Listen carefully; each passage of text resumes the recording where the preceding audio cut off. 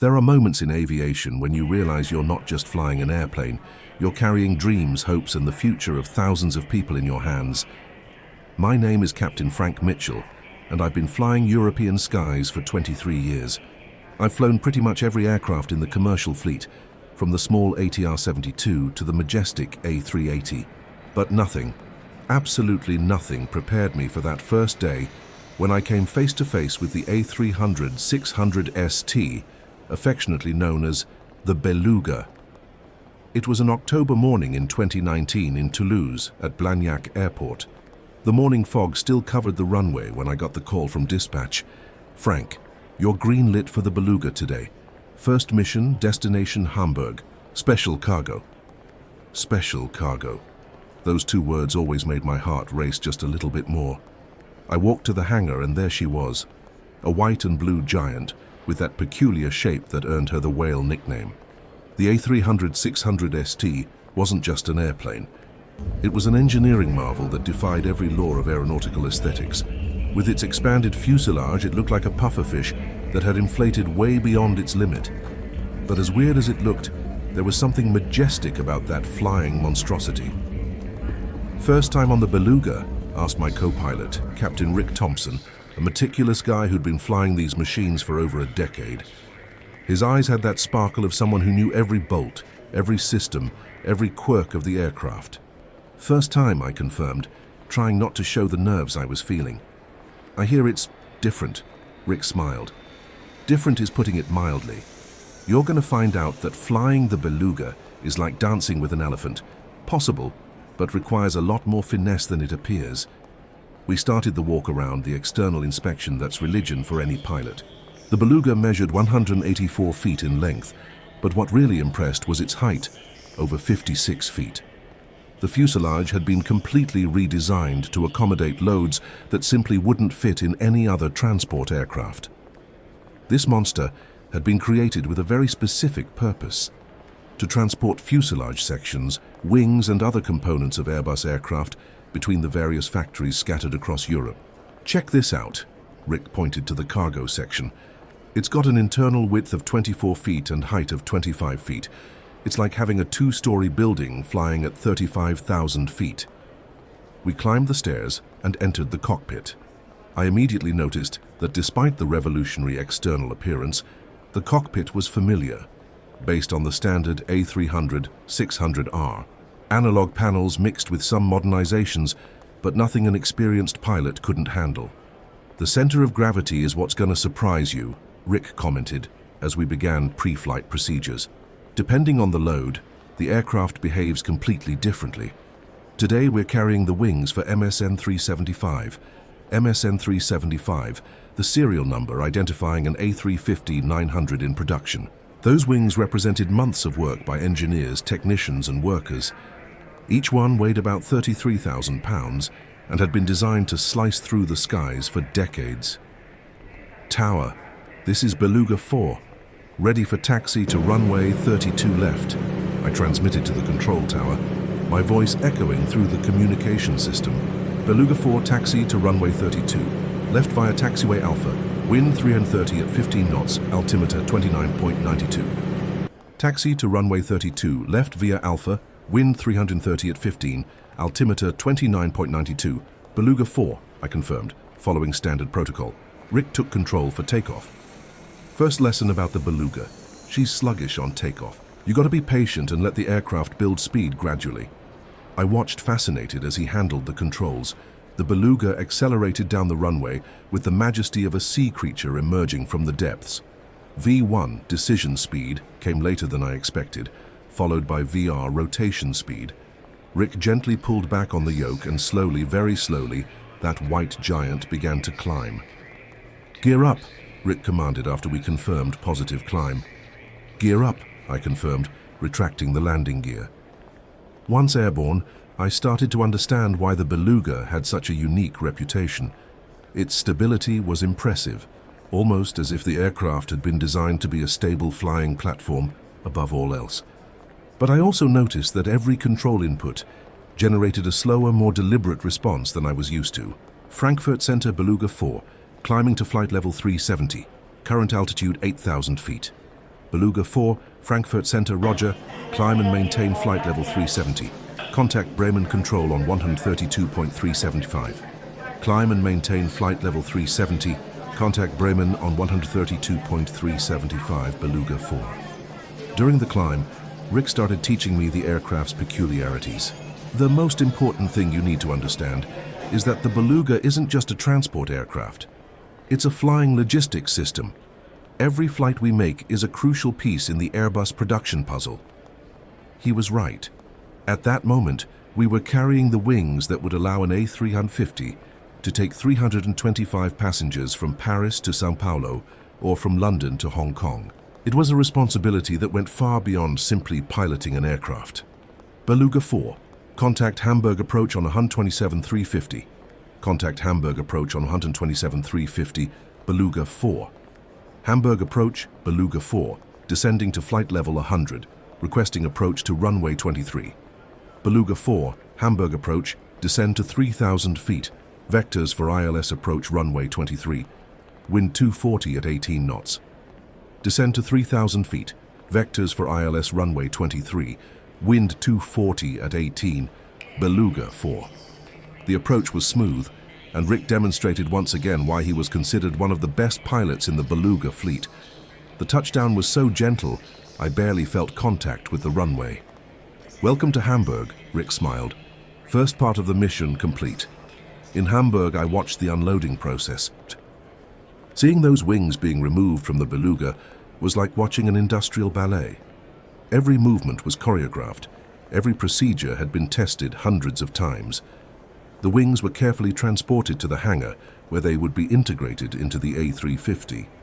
Now comes the interesting part, Rick commented. We're heading to Broughton to pick up something special. Broughton in Wales is where Airbus produces the wings for the entire A320 family. But Rick didn't tell me what was special about our next load. The flight to Broughton was an opportunity for me to take the controls. Your turn, Rick said. Remember, patience and smoothness. Taking control of the Beluga was like learning to drive all over again. Every input on the yoke generated a slower, more deliberate response. The aircraft seemed to think before responding.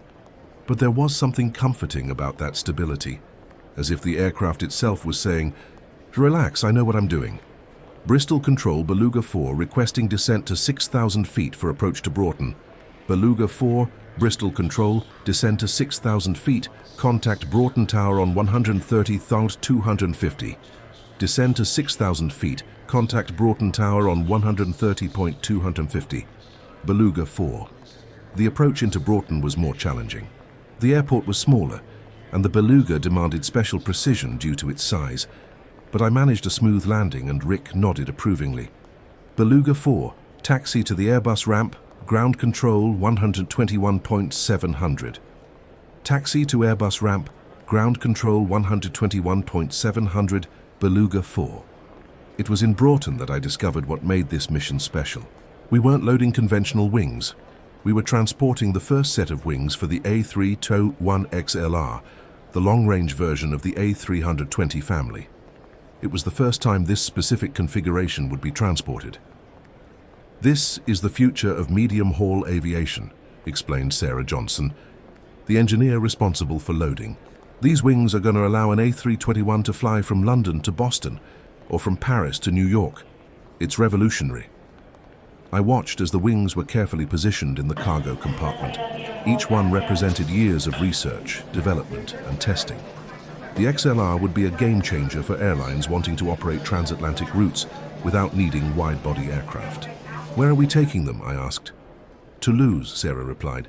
Final integration and first flight tests. The flight back to Toulouse started without problems. The weather was clear, and the Beluga was behaving perfectly. I was starting to feel comfortable with the controls when we received a warning that would change everything. Beluga 4, London Control. We have reports of rapidly developing weather system moving towards your route. Recommend immediate vectors to avoid. London Control, Beluga 4, ready for vectors. Beluga 4, turn left heading 180. Descend to flight level 290. Expect longer routing due to weather. Left heading 180, descend to flight level 290. Beluga 4. Rick frowned, looking at the weather radar. This wasn't forecast. Storm developing way too fast. Over the next 20 minutes, we watched through the cockpit window as a wall of dark clouds formed ahead of us. The weather system was developing faster than any forecast had indicated. Beluga 4, London Control. The weather system is expanding rapidly. We need to route you significantly south. Expect additional 45 minutes to your flight time. London Control, Beluga 4, roger. We can accept the routing, but be advised we're carrying time-sensitive cargo. Beluga 4, understood. We'll do our best to minimize delays. The rerouting took us much further south than planned over the Bay of Biscay. But it wasn't just the extra 45 minutes that worried me. I looked at the fuel gauges and did some quick mental calculations. Rick, we're going to be tight on fuel. He checked the numbers. Real tight. If we run into any problems in Toulouse, we're going to have to declare minimum fuel. As if the universe was testing our resolve, it was exactly at that moment we received a warning that made my blood run cold. Beluga 4, Paris Control, be advised Toulouse Airport is reporting rapidly deteriorating weather conditions. Visibility dropping to 1,200 meters in heavy rain, wind gusting to 35 knots. Paris Control, Beluga 4, roger. Request alternate airport standby. Beluga 4, nearest suitable alternates are Bordeaux and Marseille, both currently showing good weather. Rick and I exchanged glances. Bordeaux or Marseille would mean more flight time, more fuel consumed, and what was worse, they didn't have the specialized facilities needed to unload the A321XLR wings. We've got two options, Rick said calmly. We can divert to an alternate airport, but that's going to delay the XLR project by at least a week. Or we can try Toulouse. What's your recommendation? I asked, though I knew the final decision would be mine as pilot in command. Let's check the real-time conditions. If we can get a window, even a small one, we can try it. Toulouse Tower, Beluga 4, requesting current weather conditions. Beluga 4, Toulouse Tower, current weather. Wind 260 at 28 knots, gusting to 35. Visibility 1,000 meters in heavy rain, ceiling 300 feet. Temperature 12 degrees, altimeter 29.68. Marginal conditions. Technically still within operational minimums for the Beluga, but barely. And with the fuel we had, we'd only get one shot. Rick, what's your gut feeling? You've got 2,000 hours in the A300. I've got 8,000 hours in the Beluga. Together we've got enough experience to make this work. But the call is yours. I thought about the wings we were carrying. At that moment, there were teams in Toulouse waiting to begin final assembly of the first A321XLR. There were engineers who had worked for years on this project. There were airline executives waiting for this aircraft that would change how we fly across the Atlantic. But I also thought about the responsibility we had, not just with the cargo, but with our own lives and everyone who depended on us. Let's give it a shot, I decided, but at the first sign conditions are getting worse. We're diverting immediately. Toulouse approach, Beluga 4, requesting vectors for ILS approach, runway 32 left. Beluga 4, Toulouse approach, vectors for ILS runway 32 left. Descend to 4,000 feet, wind 260 at 30 knots, gusting to 38. Descend to 4,000 feet, vectors for ILS runway 32 left, wind 260 at 30, gusting to 38. Beluga 4. The approach began in deteriorating conditions. Rain was hammering the windshield, and the Beluga was being buffeted by wind gusts that tested every reflex I had. Rick monitored the instruments like a hawk. Airspeed stable at 165 knots, he called out. Roger, 165 knots. Localizer captured, glide slope alive. Localizer captured, glide slope alive confirmed. With every moment, conditions seemed to worsen. The wind wasn't just strong, it was unstable, constantly changing direction and intensity. The Beluga, with its expanded fuselage, was particularly susceptible to lateral gusts. 1,000 feet. Stabilized approach, Rick called. Stabilized approach, 1,000 feet, confirmed. 500 feet, slightly left of centerline. Correcting, I responded, making small adjustments with the yoke. 400 feet, back on centerline. 300 feet, approach lights in sight. Finally, I could see the approach lights through the curtain of rain, but they were just intermittent flashes, appearing and disappearing as the rain gusts varied. 200 feet, runway in sight. Runway in sight, continuing approach. 100 feet, centerline, airspeed good. 50 feet, flare. I gently pulled back on the yoke, initiating the flare. The Beluga responded with its characteristic slowness, but predictably. I felt a lateral wind gust that made the aircraft drift slightly to the left. Drift left, Rick called. I corrected with right rudder, keeping the nose aligned with the runway. The Beluga touched down with a firmer impact than ideal, but safely. I immediately applied brakes and reversers. Good landing, Rick commented. Considering the conditions, that was textbook. Beluga 4 Toulouse Tower, excellent approach. Taxi to Airbus ramp, ground control 121.900. Taxi to Airbus ramp, ground control 121.900. Beluga 4. When we finally stopped at the ramp, I noticed my hands were shaking slightly, not from fear, but from adrenaline. We'd made it. Fuel remaining? I asked. Rick checked the gauges. 2,600 pounds, enough for another 20 minutes of flight. We'd reached the limit, but within safety parameters. The unloading of the A321XLR wings was a special moment. Watching those parts being removed from the Beluga and transported to the hangar where they would be integrated into the first prototype was like witnessing the birth of a new era in aviation. Excellent work, Captain, said Marie Williams, the chief engineer of the XLR program. Thanks to you guys, we'll be able to maintain the schedule. The first prototype flight is scheduled for 3 months from now. That night at the hotel in Toulouse, Rick and I talked about the flight. You know what impresses me most about the Beluga? He asked. What? It's not just the cargo capacity or the dimensions. It's the fact that this aircraft represents something bigger. Every flight we make is a small piece in building aviation's future. He was right. That day we hadn't just transported wings from point A to point B. We'd helped make viable an aircraft that would allow millions of people to fly routes that were previously impossible with single-aisle aircraft. During the following months, I became a regular Beluga pilot. Each mission was unique. Each load represented a different story. I transported A380 fuselage sections, A400M military parts, A220 components.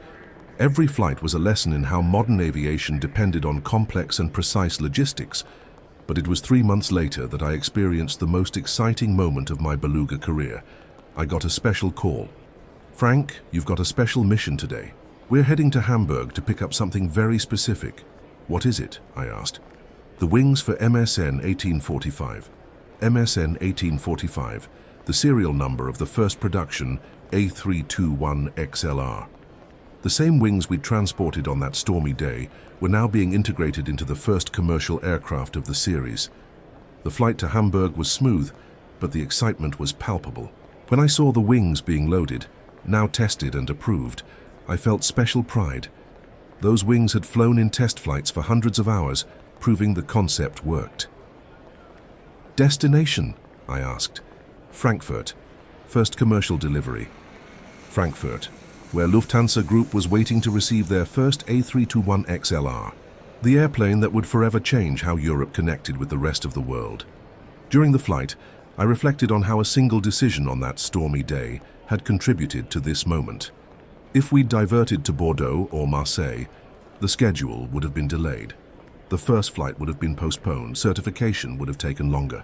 Beluga 4, Frankfurt Tower, cleared to land runway 25 right. Cleared to land runway 25 right, Beluga 4. The landing in Frankfurt was perfect, and when I saw the wings being unloaded and transported to the hangar where the A321XLR was waiting, I knew I'd been part of something truly special. A few days later, I received an unexpected invitation. Lufthansa was organizing a ceremony to mark the delivery of the first commercial A321XLR, and they wanted me to be present. After all, I'd been the pilot who transported the wings that made it all possible. The ceremony was moving. Seeing that A321XLR in Lufthansa colors, knowing it would soon be flying from Frankfurt to Boston, was a moment I'll never forget. But what touched me most was when the Lufthansa CEO mentioned in his speech, "This aircraft represents years of work by thousands of people, from the engineers who designed each component to the pilots who transported each piece across European skies. At that moment, I completely understood what Rick had told me months before. The Beluga wasn't just a transport aircraft. It was a dream facilitator, a future builder, a bridge between what was possible and what would become reality. Today, whenever I see an A321XLR crossing the Atlantic, I remember that stormy day when Rick and I decided to try the landing in Toulouse. I remember the responsibility we felt, the precision required, the importance of every decision. Flying the Beluga taught me that aviation goes far beyond simply flying. It's about connections, not just between places, but between people, between dreams and reality, between what is and what can be. Every flight I make in the Beluga carries in its expanded fuselage not just aircraft components, but also the hopes of engineers, the ambitions of companies, and the dreams of millions of people who will one day fly in those aircraft. Aviation is built on thousands of small decisions, each seemingly insignificant, but which together create something extraordinary.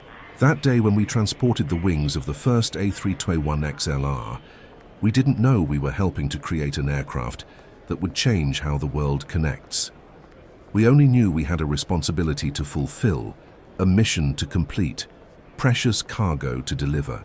And in the end, that's what really matters in aviation. Responsibility, precision, dedication to doing what's right, even when conditions aren't ideal. The Beluga taught me that it doesn't matter how big or small the aircraft you're flying. What matters is the commitment to excellence and understanding that every flight is a small part of a much larger story. When I look at the sky today and see the contrails of an A321XLR crossing the Atlantic, I know that somehow Rick and I were part of that story. And that's what makes aviation so special. It's not just about flying machines, but about people working together to make the impossible possible. Sometimes when I'm flying the Beluga on a routine mission, I remember something an aviation veteran told me at the beginning of my career. Frank, never forget that every flight is a small part of a much larger story. You might not know what story you're helping to write, but always remember that you're writing one. That stormy day over France, Rick and I wrote a few lines of a story that would change aviation forever. And every time I see an A321XLR taking off to cross the Atlantic, I know our small part was well done.